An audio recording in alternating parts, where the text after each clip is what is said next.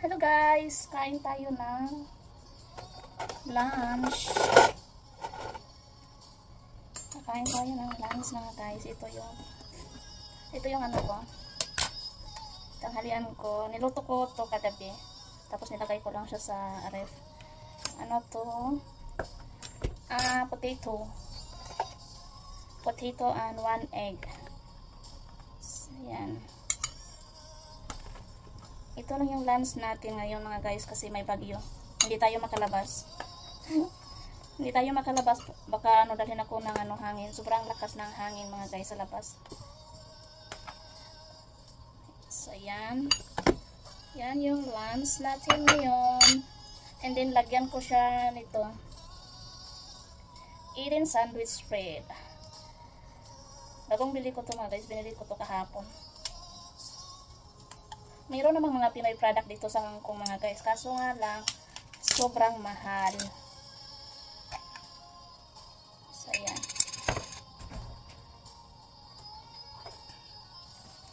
Saka lagyan din natin ito. Mayonnaise to siya mga guys. Mayonnaise pero may matamis siya. Medyo matamis.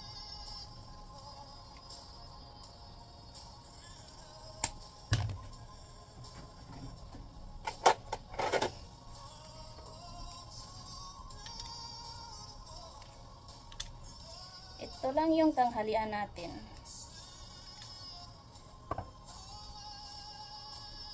Konti lang ilagay. So, kainan na. Let's eat guys. Yung almusal ko is lang kape. At saka ito naman yung tanghalian ko. Kailangan natin magtipid mga guys.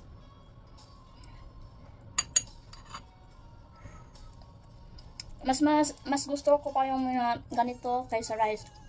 Nasanay na kasi ako mga guys. Kumakain naman ako ng rice pero konti lang. Kailangan masanay.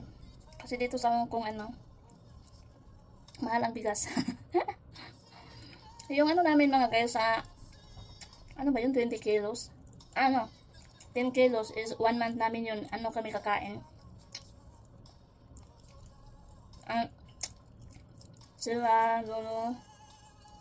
7 kami kakain. 8. Pa siya, ang tagal niya maupos.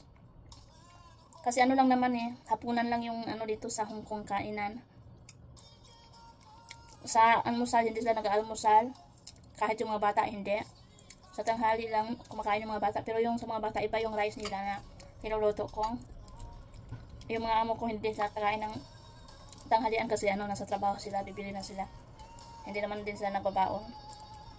So, ayun. Kaya, umabot ng isang buwan yung rice namin. Minsan, marami pang natira kahit isang buwan na. So, ayun lang. Minsan naman, sweet potato yung binibili ko. Kasi may murang sweet potato dito. $8. 6 na piraso, pero maliliit. Ayun ang agahan ko. Tapos tanghalian ko naman, noodles. May rice naman mga guys, pero mas beat ko yung noodles.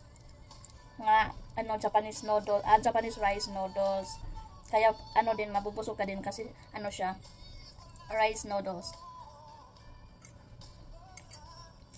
Minsan may tira naman sa sa hapunan nila kinakain ko. Pero ang ko is noodles, hindi rice. Minsan nga yung rice namin natira sa hapunan, matatapon siya kasi maabutan siya ng 3 araw hindi pa lang kakain. So yun, itatapon na. Kasi mas beat ko talaga ang noodles kaysa rice. Hindi naman siya nagpa-diet mga guys kasi pag yung tiyan ko naninibago na sa rice, pag kumakain ako ng rice ng marami, parang nagbo-bloated yung tiyan ko.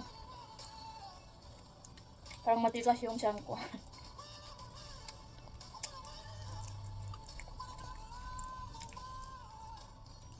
Ang sarap niya mga guys. Try nyo mga ganitong pagkain. Kaso sa Pinas, sobrang mahal din ata yung potato.